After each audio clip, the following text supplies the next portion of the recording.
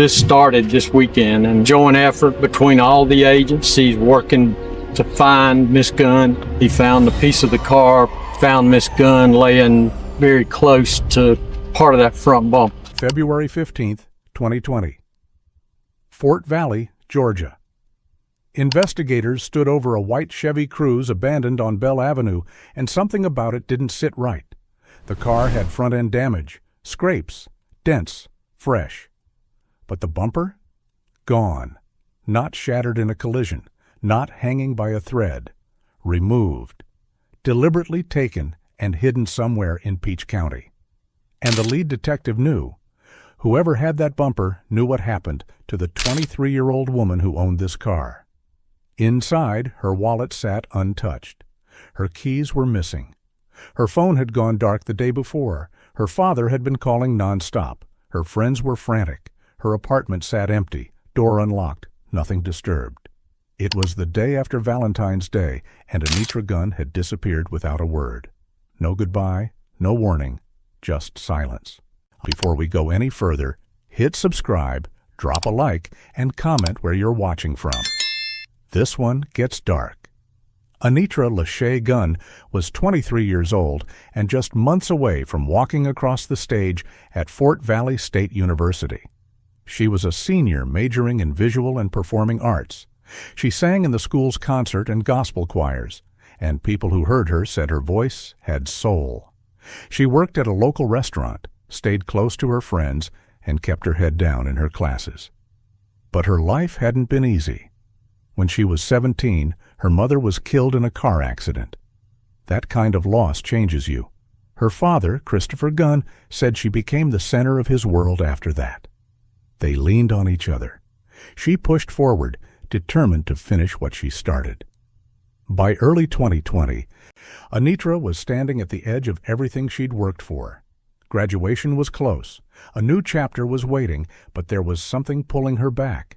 His name was DeMarcus Little, 23 years old, a soldier in the U.S. Army stationed at Fort Gordon in Augusta. To his family, he was respectful, disciplined, a young man raised in the church. To Anitra's friends, he was something else. Their relationship had been on and off for months. Text messages later recovered by investigators showed a pattern. Jealousy, accusations, control. In one message from November 2019, Anitra told him plainly that every time they talked, she felt manipulated. He didn't take it well. He accused her of seeing other men. He threatened to hurt himself if she left. Then, on February 5, 2020, 9 days before she disappeared, someone slashed the tires on her car and smashed the windows of her apartment. DeMarcus later admitted he was responsible. Friends said Anitra had been trying to pull away. She seemed drained, tired, but she kept showing up, kept smiling, kept singing. On the night of February 13th, she went to a party. DeMarcus was there too. She left with him and a group of his friends. Around 2 a.m. on Valentine's Day, surveillance cameras caught them at a Waffle House. They stayed about 30 minutes, then headed to a house on Chestnut Hill Road where DeMarcus had been staying with his aunt. By sunrise on February 14th, Anitra's phone would go silent, and it would stay that way. The party on the night of February 13th was nothing unusual. Friends, music, even the kind of gathering college students throw on a Thursday night before the weekend hits. Anitra was there. So was DeMarcus Little and a few of his friends, including a guy named Javen Abron. At some point that night, Anitra left the party with DeMarcus and his group. One of his friends reportedly gave them a ride, dropping them off at Anitra's apartment. Then, just after 2 a.m. on Valentine's Day, surveillance footage captured Anitra and DeMarcus at a local Waffle House. They sat together for about 30 minutes. It was the last time anyone outside their circle would see her alive. After leaving the restaurant, they headed to 420 Chestnut Hill Road. That's where DeMarcus had been staying with his aunt, Sherry Tolbert. What happened inside that house in the hours that followed is something investigators would spend weeks trying to piece together. But by morning, something had changed. Christopher Gunn called his daughter that morning to wish her a happy Valentine's Day. The phone rang. No answer. He tried again. Still nothing. Her brother called. No response. Friends started reaching out. Text messages went unread. Calls went straight to voicemail. Christopher knew his daughter. This wasn't like her. After losing her mother years earlier, they'd stayed close. She didn't just go silent. By that afternoon, Christopher got in his car and drove from Atlanta to Fort Valley. He went straight to the police department and filed a missing persons report. That same day, officers found Anitra's car. It was parked on Bell Avenue, not far from her apartment. Oh, the front end was damaged, scrapes along the side, dents in the hood, but the white front bumper was completely gone. Inside the car, her wallet was still there, untouched. Her keys were missing, but there was no sign of Anitra. Investigators stood there trying to make sense of it. If this was a carjacking, why leave the wallet? If it was an accident, where was the bumper? And if someone had taken the car, why abandon it so close to where she lived? The damage looked fresh, deliberate, and the missing bumper felt like more than just a detail. It felt like evidence someone didn't want found. Pause for a second. If you were investigating this, what would that missing bumper tell you? Drop your theory in the comments. The car told part of the story, but it would take 4 more days to find the rest. By February 15th, the case was officially open. Anitra Gunn was missing, and the Georgia Bureau of Investigation had taken her car in for processing. Investigators pulled prints, checked for blood, looked for anything that might explain where she'd gone or who had driven the car last. But answers didn't come fast enough. On February 17th, a multi-agency task force was formed. Fort Valley Police Department, Peach County Sheriff's Office, the GBI, Fort Valley State University Police. Even the Georgia State Patrol sent helicopters to search from the air. Volunteers showed up by the dozens. They walked the woods near Chestnut Hill Road, the last place Anitra had been seen. They checked ditches, fields, abandoned buildings. Flyers went up across town. Vigils were organized on campus. Students at Fort Valley State were shaken. This wasn't just a name on a missing persons report. This was someone they knew, someone who sang in the choir, someone who was supposed to graduate in a few months. That same day, Peach County Sheriff Terry Dees released photos of Anitra's damaged car to the public. He made a direct appeal. Whoever has that bumper probably knows where she is. It was a calculated move. The bumper wasn't just missing, it was evidence, and someone, somewhere, had it. Then an anonymous tip came in. Someone reported seeing DeMarcus Little's car on a piece of property in Taylor County. The property was owned by his aunt. Investigators moved fast. They searched the land on foot and sent drones overhead. They combed through brush and checked every structure on the site. They found nothing, but the clock was ticking, and everyone knew it. And the longer Anitra stayed missing, the less likely it was that she'd be found alive. Christopher Gunn released a public statement that day. His words were measured, but the fear behind them was clear. This is out of character. She would never just disappear. He was right, and investigators knew it. Meanwhile, DeMarcus Little had been cooperative. He'd been interviewed twice. He answered questions calmly. He was a soldier with no criminal record. He came across as respectful, even helpful. But he was also the last person seen with Anitra. And that fact hung over everything. Friends of Anitra told police she'd been trying to distance herself from him. They mentioned the text messages, the jealousy, the February 5th incident when her tires were slashed and her windows smashed. DeMarcus had already admitted to that. He'd been charged with criminal damage to property, but admitting to vandalism and being involved in a disappearance were two very different things. Still, investigators kept their eyes on him. They tracked his movements. They pulled his phone records. They asked more questions. And they kept searching. 3:20 in the afternoon, February 18th, 2020. A deputy from the Peach County Sheriff's Office was searching a stretch of woods off Greer Road, near the line between Peach and Crawford counties. The area was thick with brush, quiet, isolated. And then he saw her. Anitra Gunn's body was lying in the dirt, partially hidden under sticks and branches. Someone had tried to cover her. Not well, but enough to keep her out of sight from a distance. She was barefoot. Her shirt had been pulled up. Her limbs were pale and positioned in a way that made it clear she'd been left there, not fallen. The deputy called it in immediately. Within hours, the Georgia Bureau of Investigation was on scene. Crime scene tape went up. Investigators photographed everything. They documented the position of the body, the surrounding area, the debris that had been placed over her. Christopher Gunn got the call that evening. The search was over, but not the way anyone had hoped.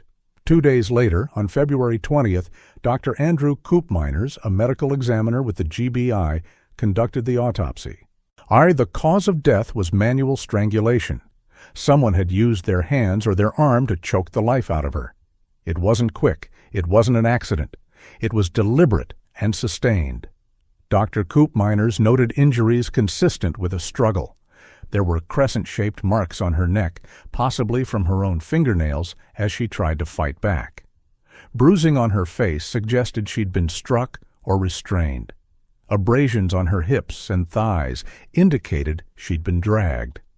There were no drugs in her system. A small amount of alcohol was detected, but investigators believed that was likely due to decomposition, not intoxication. Based on the condition of the body and the timeline of her disappearance, the estimated time of death was early morning on February 14th, Valentine's Day. This wasn't a random attack. It wasn't a robbery gone wrong or a case of being in the wrong place at the wrong time. This was personal, intimate, the kind of violence that happens between people who know each other. And investigators already had a name in mind. While processing the scene, they also recovered Anitra's phone. It had been found days earlier in a drainage culvert on South Camille Street, deliberately hidden. Her car had been driven from the scene and abandoned on Bell Avenue, just blocks from her apartment. And inside that car, investigators found fingerprints. DeMarcus Little's fingerprints. He'd already admitted to being with her that night. He'd already admitted to damaging her property days earlier. But now the evidence was tying him directly to the car she was last seen in, the phone that had gone silent, and the timeline that ended with her body in the woods. Hours after Anitra's body was found, DeMarcus Little was arrested, but not for murder. Not yet. He was booked into the Peach County Jail on the earlier charges from February 5th. Criminal damage to property, the slashed tires, the smashed windows. Investigators knew they had more. They just needed to build the case. And they were about to get help from someone DeMarcus thought he could trust. DeMarcus Little sat in the Peach County Jail on charges of criminal damage to property. But they kept digging. Phone records, witness statements, timeline gaps. They were building something piece by piece. Then, on February 26th, they got the break they needed. Javon Abron walked into an interview room and told investigators something that changed everything. Abron was DeMarcus's close friend. He'd been at the house on Chestnut Hill Road the night of February 13th and into the early hours of the 14th. He knew DeMarcus well, trusted him, and DeMarcus had told him what he did. According to what Abron later testified in court, it happened on the morning of February 16th, the day after Anitra was reported missing. DeMarcus picked him up after church. Abron said he seemed off, agitated, carrying something heavy that he couldn't shake. Then DeMarcus told him. He said he killed Anitra. Abron asked why. I got to talk to him, trying to tell her how I feel about it and how, how much I love her and stuff. She ended up laughing in my face. He was like, "Brian, I don't know what happened. I just blacked out." And I hit her, grabbed her and started choking her. It wasn't planned. It was rage, a loss of control, whatever you want to call it. He said he strangled her, right there in the house on Chestnut Hill Road. Then he put her body in the trunk of her car. He drove out to the woods off Greer Road, pulled her out, and left her there. He covered her with sticks and branches, trying to hide what he'd done. He took her phone and threw it in a drainage ditch on South Camille Street. Then he abandoned the car on Bell Avenue and walked away. Abram sat with that information for days. He didn't go to the police right away. He didn't tell anyone else. But eventually, the weight of it became too much. Here's the question. If your best friend confessed to murder, do you go to the police immediately, or do you wait? A or B? Defend your answer below. When Abram finally came forward, investigators had the missing piece. They had the timeline. They had the motive. They had a confession, even if it was secondhand. On February 21st, DeMarcus appeared in court for a bond hearing on the property damage charges. Hours later, he was formally charged with malice murder. By February 25th, a grand jury had returned an indictment. The charges were stacked: malice murder, felony murder, aggravated assault, and concealing a death. No bond was granted. DeMarcus would stay in jail until trial. The case was no longer about damaged property or a missing bumper. It was about a young woman who had been strangled to death by someone she knew, someone she'd tried to leave, someone who couldn't let her go. Prosecutors had the confession. They had the forensic evidence. They had the phone data and the fingerprints. But DeMarcus had a story, too. And 2 years later, he'd tell it under oath. March 8, 2022. More than 2 years after Anitra's death, the trial finally began in Peach County. The prosecution was led by Assistant District Attorneys Neil Halverson and Dawn Baskin. They had evidence. They had witnesses. They had a confession passed through a friend. The defense had a different angle. DeMarcus Little loved Anitra. He was a soldier with no criminal record, a young man raised in the church, and the state, they argued, couldn't prove beyond a reasonable doubt that he killed her. But over the next week, the jury would see something else. Prosecutors started with the text messages. They went back months before Anitra's death, November 2019. Anitra told DeMarcus she felt manipulated. She said every time they talked, it drained her. She wanted to stop speaking to him. He didn't take it well. He accused her of seeing other men. He said she was playing games. In one message, he threatened to hurt himself if she left him. By January 2020, the messages got worse. More jealousy, more control, more pressure. Friends of Anitra took the stand and testified that she felt trapped. One said she seemed exhausted by the relationship. Another said she was trying to pull away, but didn't know how. The jury saw a pattern, and it wasn't love. It was control. Then came the hardest part. Autopsy photos were shown in court. Family members broke down. The judge called a recess so people could step outside and breathe. Dr. Andrew Koopmeiners, the medical examiner, walked the jury through what he found. Trauma to the neck, bruising on the face, crescent-shaped marks where Anitra had clawed at her own throat, trying to get free. Cause of death: manual strangulation, deliberate, sustained, the kind of pressure that takes time. This wasn't a moment of panic. This was someone holding on until she stopped breathing. Javon Abram took the stand.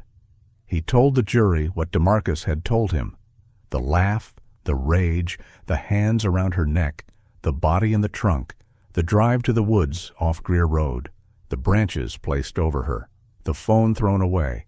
The defense tried to discredit him. They pointed out that Abram had also been charged with concealing a death and lying to investigators. They suggested he was trying to save himself by blaming DeMarcus. But Abram's testimony was specific, detailed, consistent with the physical evidence, and it was damning. Then came the phone data. The cached location records placed DeMarcus's phone in 3 key places on February 14th. Near Anitra's abandoned car on Bell Avenue, near the woods off Greer Road where her body was found, near the drainage culvert on South Camille Street where her phone was recovered. The timeline matched perfectly, between 11 in the morning and 12:15 in the afternoon, the exact window when Anitra disappeared. Prosecutors also showed the jury something else. In the days after Anitra went missing, while her father was filing reports and volunteers were searching the woods, DeMarcus was texting at least 4 other women, asking for sex. The defense had no explanation for that. On March 15th, DeMarcus took the stand, and everything fell apart. DeMarcus Little sat in the witness chair, hand raised, and swore to tell the truth. His defense team had decided to put him on the stand. It was a risk, but they believed his story, told in his own words, might be enough to create reasonable doubt. He started by talking about Anitra. He called her his soulmate, said he loved her, said he would never hurt her. He admitted to damaging her property on February 5th, the tires, the windows. He said he was angry that day, but he wasn't violent toward her. He said it was a mistake, something he regretted, but he denied killing her. He looked at the jury and said he had nothing to do with her death. Then Prosecutor Dawn Baskin stood up. She didn't raise her voice. She didn't need to. She just started asking questions. Where were you between 11 in the morning and 12:15 in the afternoon on February 14th? DeMarcus paused. He said he didn't remember exactly. Maybe at his aunt's house, maybe driving around. He wasn't sure. Baskin didn't let it go. Your phone's cached location data places you near Anitra's car on Bell Avenue during that time. Can you explain that? He said the data must be wrong. Technology isn't always accurate. The same data places you near the woods off Greer Road, the exact spot where her body was found. Why were you there?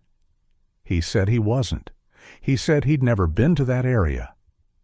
Your best friend, Javon Abron, testified that you confessed to killing Anitra.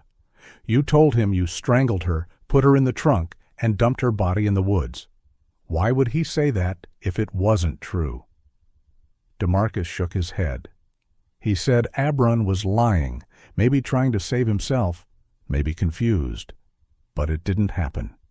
Baskin kept going. You texted at least 4 women in the days after Anitra went missing, asking for sex. Why would you do that if the woman you called your soulmate was missing?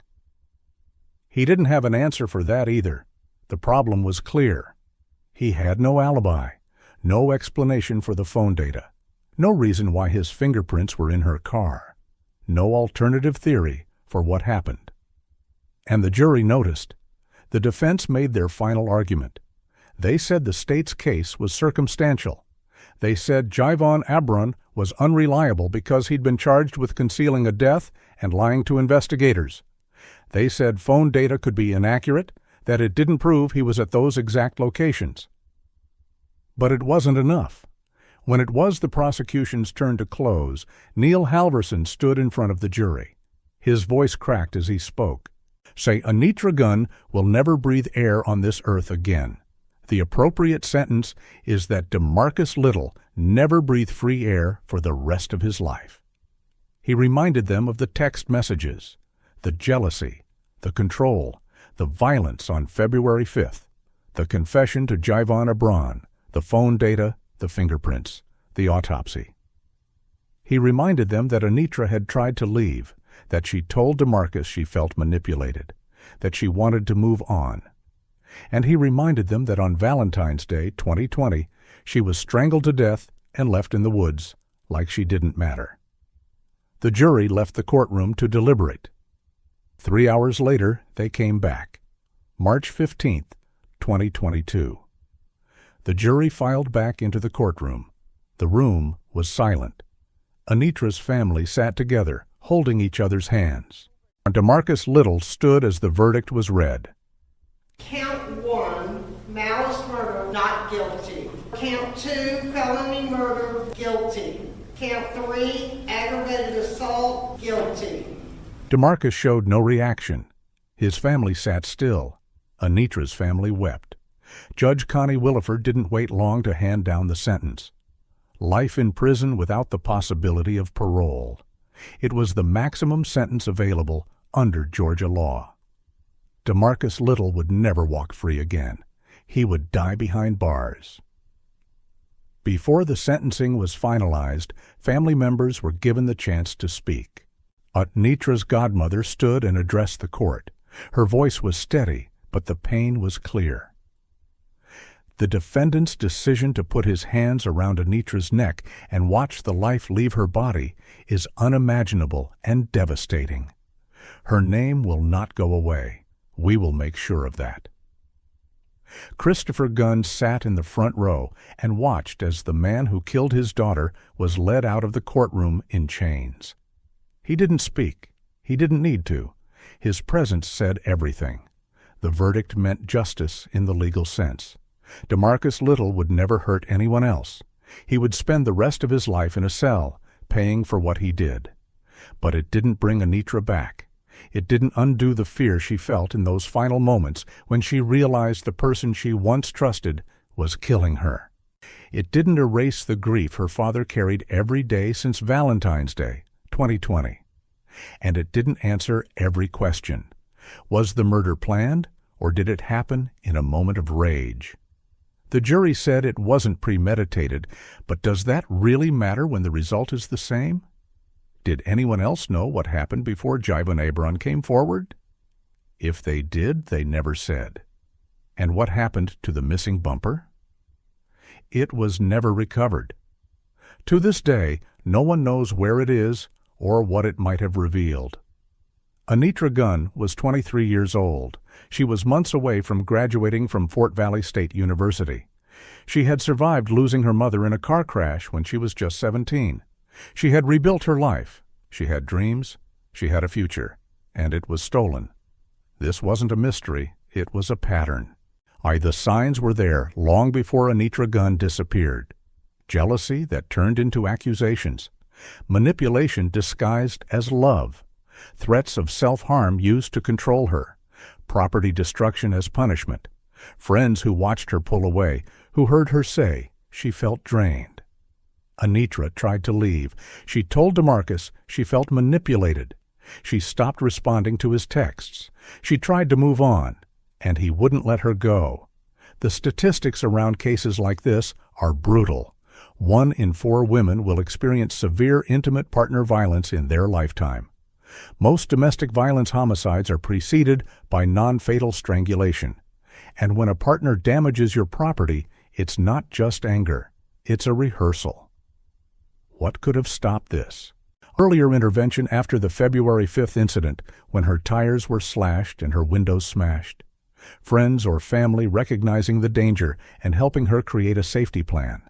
Anitra having access to resources that could have protected her before it was too late. But here's the hard truth. Even when you do everything right, even when you try to leave, even when you tell people, sometimes the danger follows you anyway. Anitra Lachey Gunn was buried on February 29, 2020, in Camp Hill, Alabama. She was surrounded by family who loved her, her father, Christopher, her brother, Aunt Wine, her sister, Aisha, her grandparents, her aunts and uncles, her god-sisters and godmothers. People who had watched her grow up, who had supported her after her mother died, who had cheered for her as she worked toward graduation. Her father called her the center of his world. Her friends said she made everyone feel special. Her voice, they said, was soulful. DeMarcus Little will spend the rest of his life in a cell. He will never see the outside of a prison again. He will grow old behind bars, and he will die there.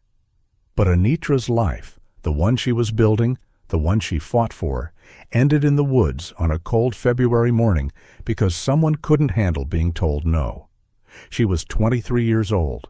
She was months away from walking across the stage at Fort Valley State University.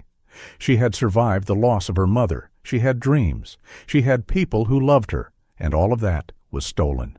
Remember her name, not his. Anitra Lachey Gunn. If this case shook you, subscribe and turn on notifications. We cover the cases that matter.